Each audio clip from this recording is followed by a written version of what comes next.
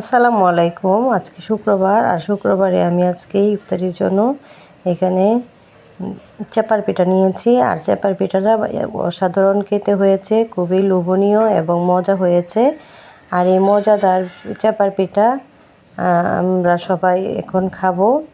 প্রথমেই আমি এখানে মিষ্টি কুমড়ার পাতা দিয়ে কাঁচামরিচ আর রসুন সিদ্ধ করতে বসিয়ে দিলাম।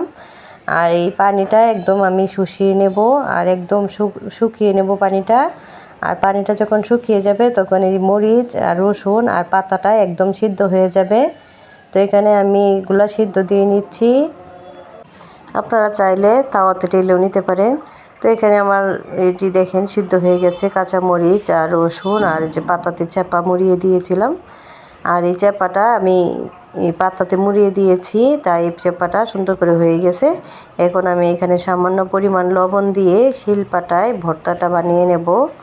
আর এই ভর্তাটা খেতে এত মজার হয় যে আপনাদেরকে কি বলবো, অনেক লোভনীয় একটা ভর্তা। আর এই ভর্তা দিয়ে আপনি অনায়াসে 1 প্লেট ভাতও খেয়ে নিতে পারবেন।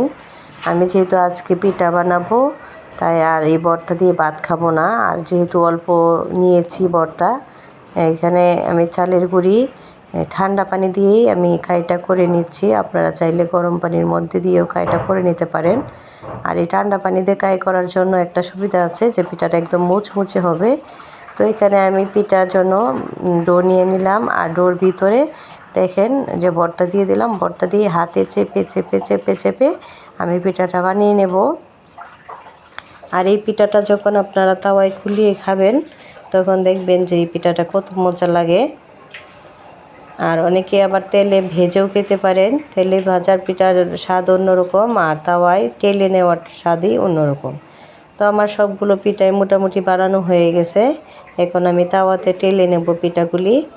আর আপনারা চাইলে অবশ্যই তেলেও ভেজে নিতে পারেন।